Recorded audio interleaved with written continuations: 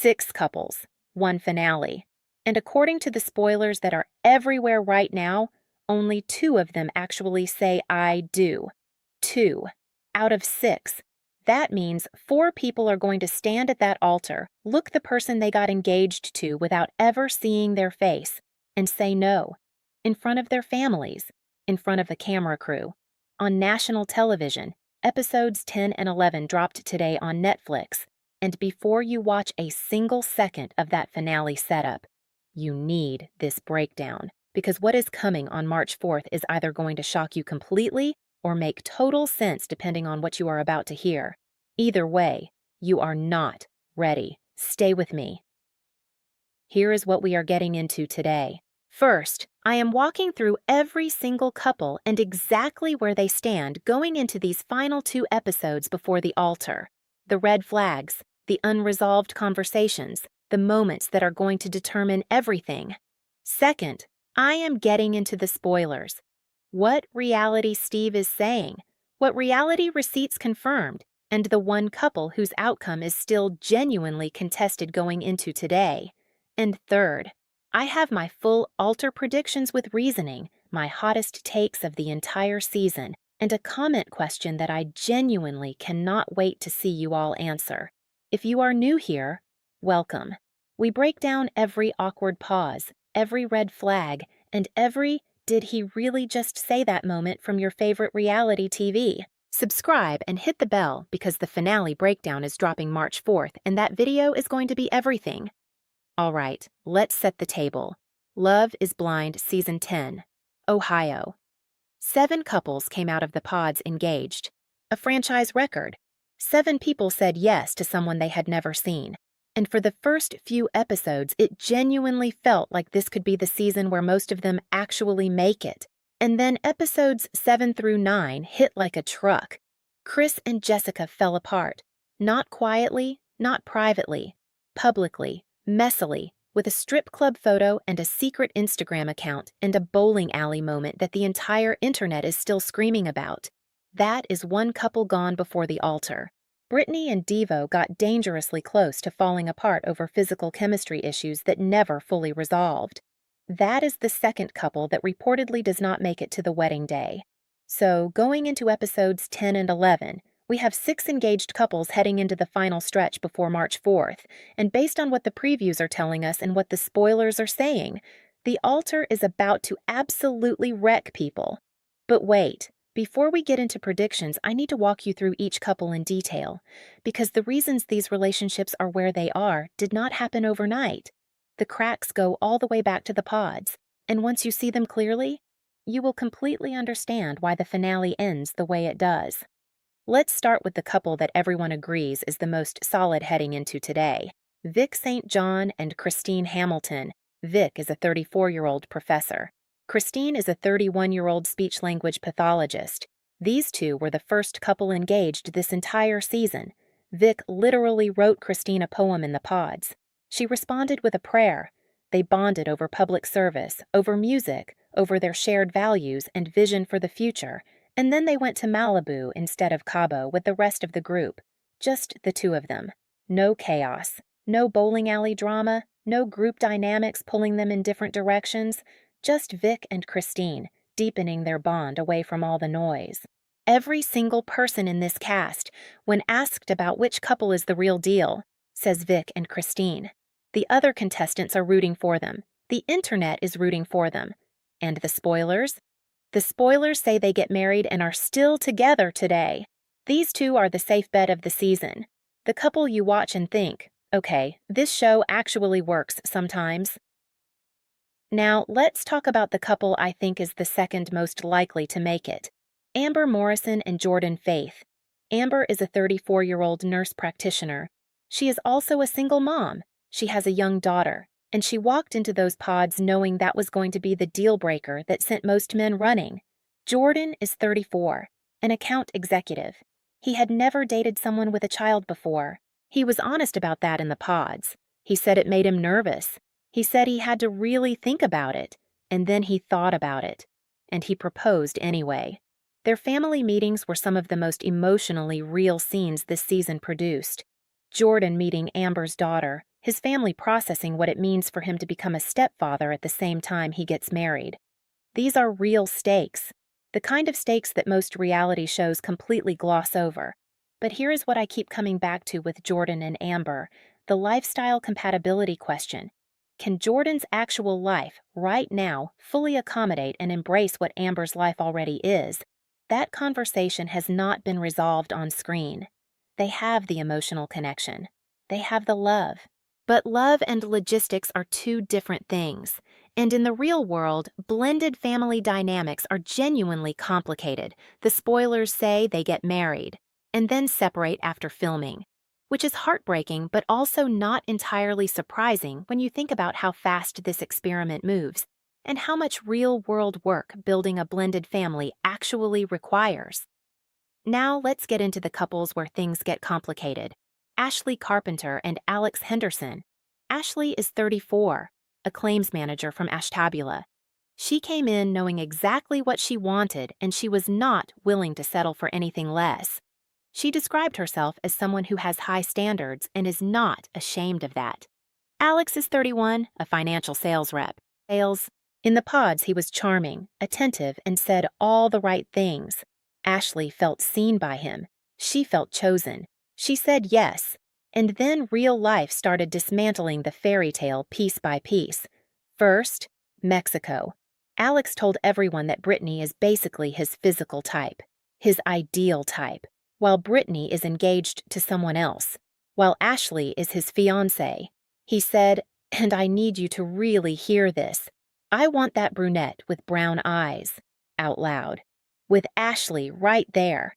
Then Ashley finds out Alex is still close with an ex he spent a week with in Austin right before the experiment started.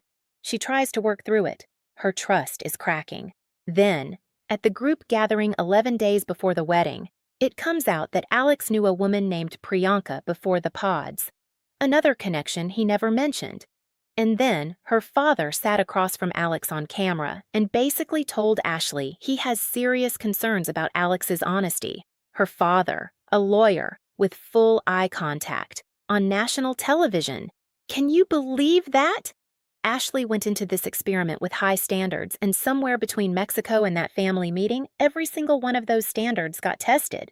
The spoilers say this one ends at the altar. Someone says no. Based on everything that has happened, the wandering eye, the hidden connections, the father's face in that interview, I do not think this relationship survives the walk down the aisle. Okay, I need you to focus right here, because this next couple is the one that the internet cannot stop debating, and I want to give you the full picture before you form an opinion. Bri McNeese and Connor Spies. Bri is 34, a senior merchant from Columbus. Connor is 32, an account manager. And on paper, these two look solid. They bonded in the pods over Michigan football, over family values, over their vision for the future. Connor was all in from early on. He proposed. She said yes. And then Connor did something that nobody else in this cast did. He bought a house. Not rented, bought. He put a down payment on a property as a statement of commitment before the wedding even happened. This is a man who knew what he wanted and took a significant financial action to prove it. And then Chris Fusco happened.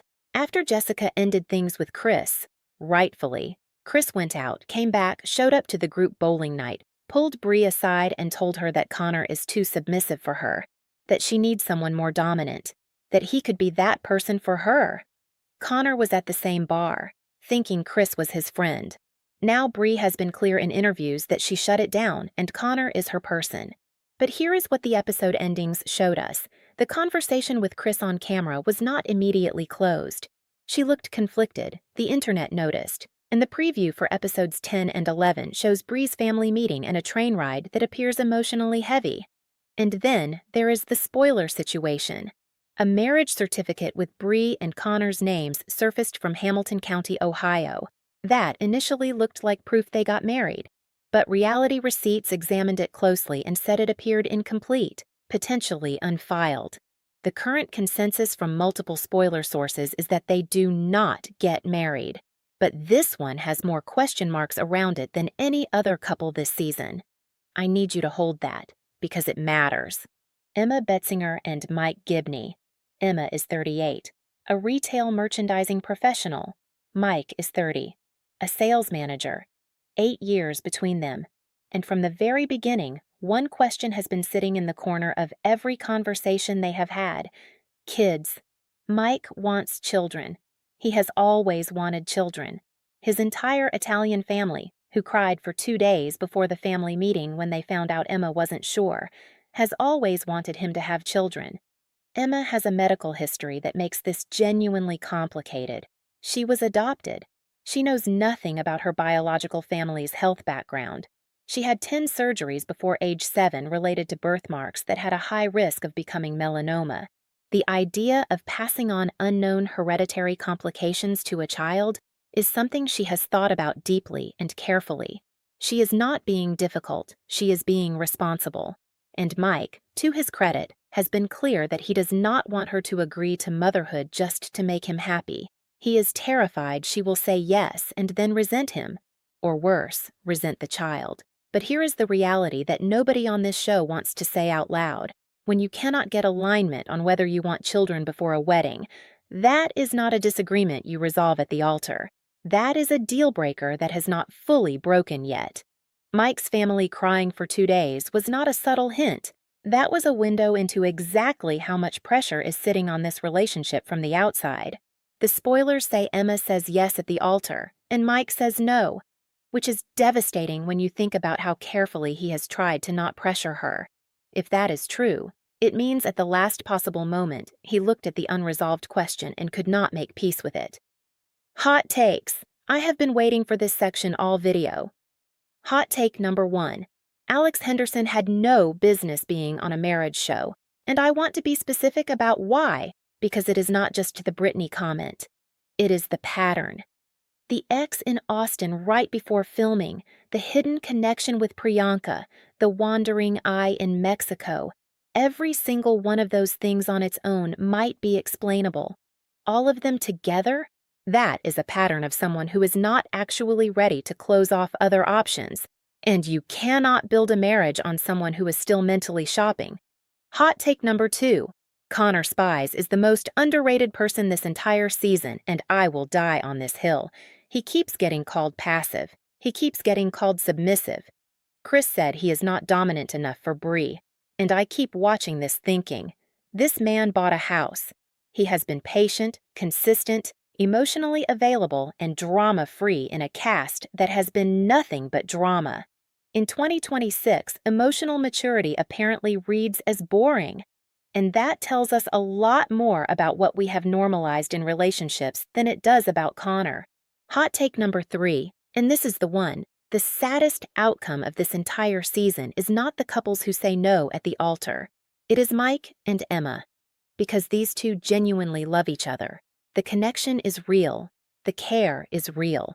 But they walked into a process designed to fast-track marriage while carrying a fundamental incompatibility that no amount of love can solve.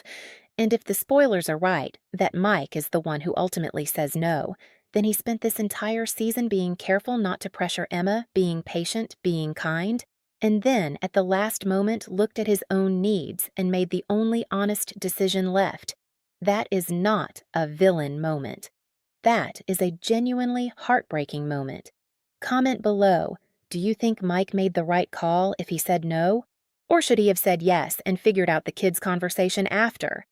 I genuinely need to know where you stand on this one because this is the debate I want to have in the comments. All right, final predictions. 1 sentence each. No hedging. Vic and Christine. They say yes. They get married. They are still together. This was never a question. Jordan and Amber. They say yes. They get married. And then, real life catches up to them. Ashley and Alex. Someone says no at the altar. Based on the full picture, my money is on Ashley walking away. And her dad is already celebrating quietly in the front row. Emma and Mike.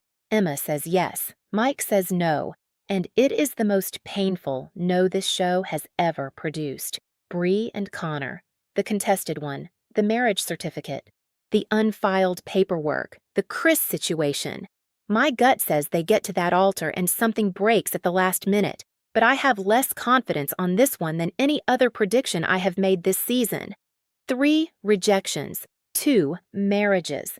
1 is still together. 1 is already separated. That is season 10. Let's land this. 6 couples walked into episodes 10 and 11 with varying degrees of cracks in their foundation. The wedding phase is here, and based on everything, the spoilers, the previews, the red flags that have been building since Mexico, most of these relationships are not surviving the altar. The finale drops March 4th on Netflix, and I will be here the second those credits roll with the full breakdown, every altar moment, every reaction, every detail, and my complete tier ranking of every season 10 couple from Built Different to Sir What Were You Thinking? If this video helped you make sense of where everything is heading, drop a like. It genuinely helps more than you know. Subscribe if you are new. Hit the bell so Netflix and YouTube cannot keep you away from the finale content. I will see you March 4th. Watch the episodes. Come back here. And then we talk about everything.